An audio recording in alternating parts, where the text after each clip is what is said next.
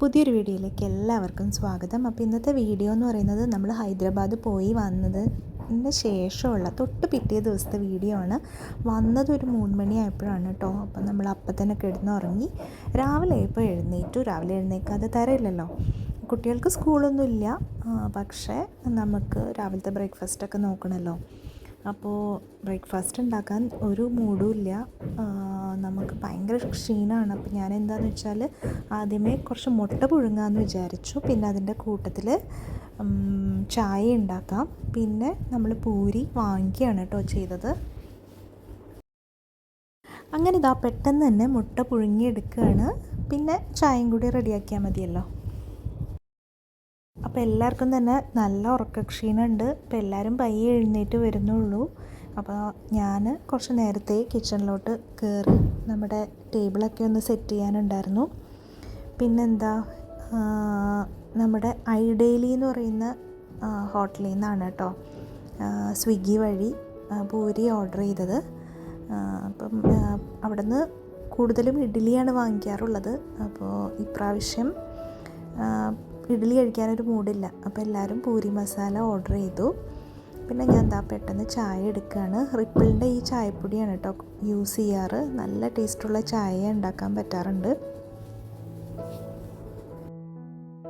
പിന്നെന്താണ്, ഹൈദരാബാദ് പോയ എക്സ്പീരിയൻസ് പറഞ്ഞാൽ നല്ല എക്സ്പീരിയൻസ് ആയിരുന്നു.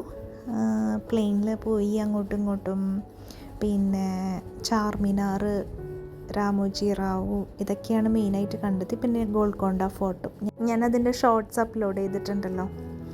പിന്നെ അപ്പം അതൊക്കെ കഴിഞ്ഞു. ഇനിയിപ്പം നമ്മുടെ കുട്ടികളുടെ സ്കൂൾ റീഓപ്പണിങ്ങിന് വേണ്ടിയിട്ട് പ്രിപ്പയർ ചെയ്യണം. അപ്പോൾ അടുത്ത ദിവസം മുതൽ ജോലിക്ക് കയറുന്നുണ്ട്. അപ്പോൾ അതിന് മുന്നേ വീടൊക്കെ ഒന്ന് സെറ്റ് ചെയ്യണം.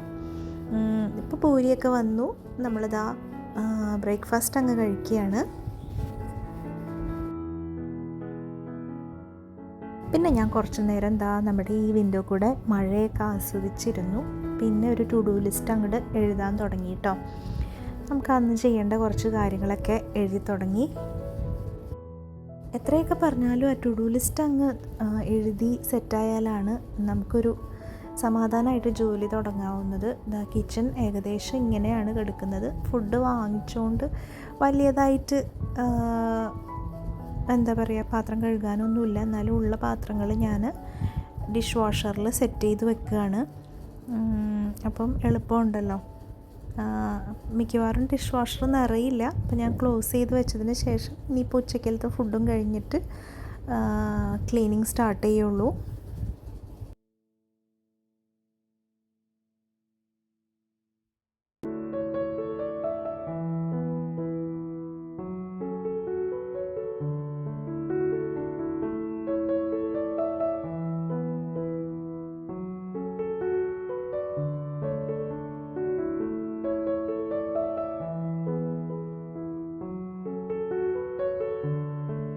അപ്പോൾ നമ്മുടെ കൗണ്ടർ ടോപ്പെല്ലാം പാത്രങ്ങളെല്ലാം തന്നെ ഒതുക്കി. ഇനിയൊന്ന് നന്നായിട്ടൊന്ന് വൈപ്പ് ചെയ്തിടണം.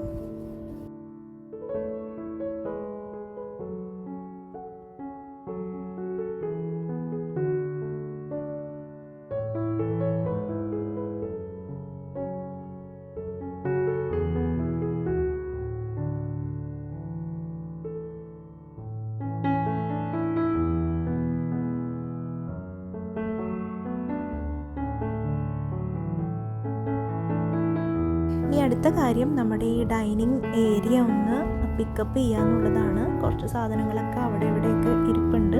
അപ്പോൾ അതൊക്കെ ഒന്ന് അതത് സ്ഥാനങ്ങളിൽ വെക്കുക എന്നുള്ളതാണ് അടുത്തൊരു പരിപാടി.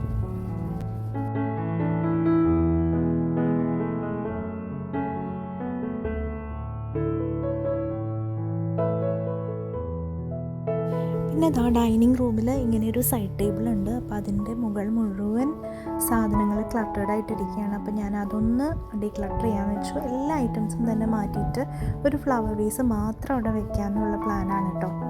അപ്പോൾ അതിൻ്റെ ഡീക്ലട്ടറിങ് ആണ് ഇനി.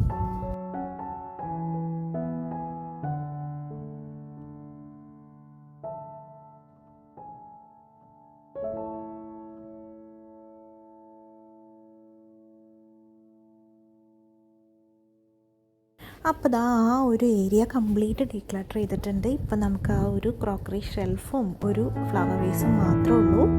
അപ്പോൾ അത്രയും ക്ലീനിങ് ചെയ്തിട്ട് പിന്നെ ഞങ്ങൾ എൻ്റെ വീട്ടിലോട്ട് പോവുകയാണ് കേട്ടോ. അപ്പം നമുക്ക് ലഞ്ച് ഇന്ന് അവിടെ നിന്നാണ്.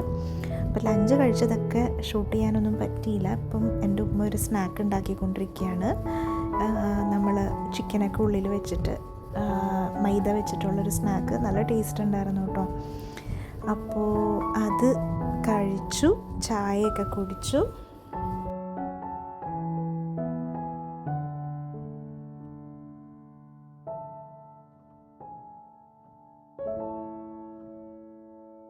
പിന്നെ ഞാൻ അടുത്ത ദിവസത്തേക്ക് ഉള്ള കാര്യങ്ങളൊക്കെ ഒന്ന് പ്ലാൻ ചെയ്യുകയാണ് കേട്ടോ. ഫുഡ് എങ്ങനെ വേണം, എന്തൊക്കെ സാധനങ്ങൾ പർച്ചേസ് ചെയ്യണം. നമ്മളൊരു യാത്ര കഴിഞ്ഞ് വന്നാൽ നമുക്ക് കുറച്ച് പ്ലാൻ ചെയ്യാനൊക്കെ ഉണ്ടാവുമല്ലോ. അപ്പോൾ അതൊക്കെ ഒന്ന് ഞാൻ നോട്ട് ഡൗൺ ചെയ്ത് വെക്കുകയാണ്. പിന്നെ മഴയൊക്കെ അല്ലേ, അപ്പോൾ കുറച്ചൊന്ന് സ്റ്റോക്കപ്പ് ചെയ്തില്ലെങ്കിൽ കുറച്ച് പ്രശ്നമാവുമല്ലോ. അപ്പോൾ അതൊക്കെ ഒന്ന് ഇരുന്ന് എഴുതുകയാണേ.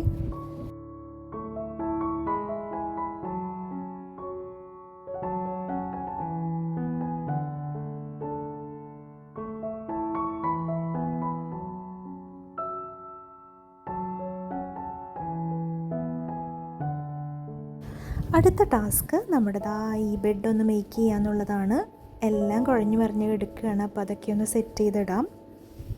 അപ്പോൾ തന്നെ നമ്മുടെ ബെഡ്റൂമിനൊരു ജീവൻ വയ്ക്കുമല്ലോ.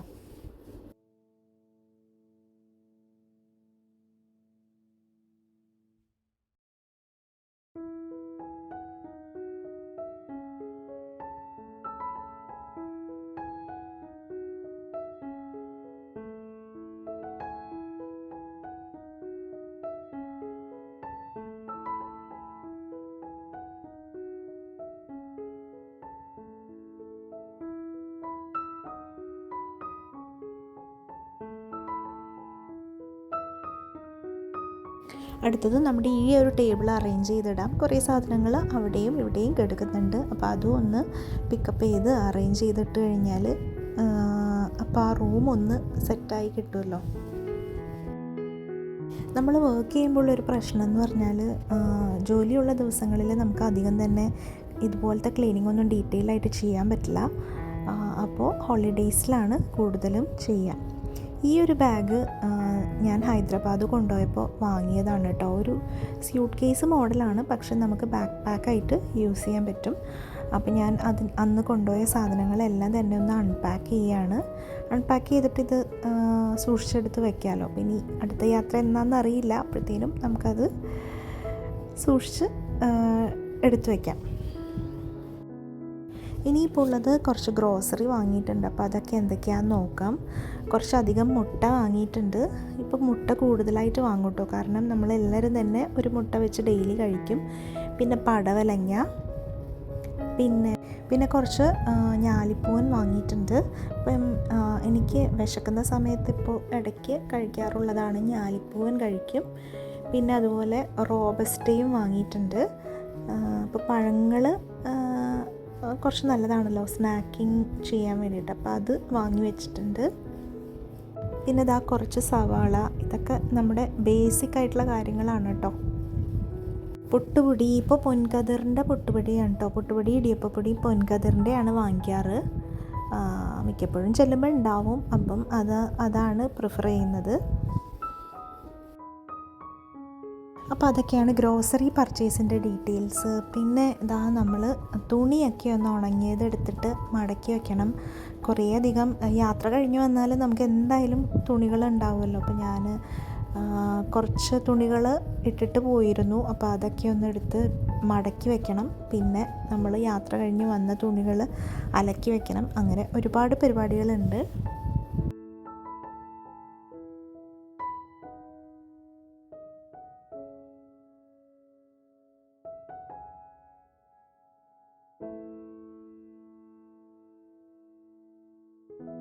അപ്പോൾ എൻ്റെ ഡ്രസ്സൊക്കെ കുറേയൊക്കെ മടക്കി വെച്ചു. ജിം വെയറും അങ്ങനെ കുറച്ചധികം ഡ്രസ്സുകളൊക്കെ ഉണ്ട്. ഇനിയും കുറച്ചുകൂടി പണിയുണ്ടായിരുന്നു കേട്ടോ. പക്ഷേ എനിക്ക് കുറച്ച് കഴിഞ്ഞപ്പോഴത്തേനും ടയേർഡായി. അപ്പോൾ ഇത് ഈവനിങ് ആയപ്പോൾ ഞങ്ങൾ പ്ലെയിൻ എന്ന് പറഞ്ഞൊരു മൂവി കാണാനിരുന്നു. നല്ലൊരു ത്രില്ലർ മൂവിയാണ്. അപ്പോൾ അതൊക്കെ കണ്ട് അന്നത്തെ ദിവസം അങ്ങനെ അവസാനിച്ചു.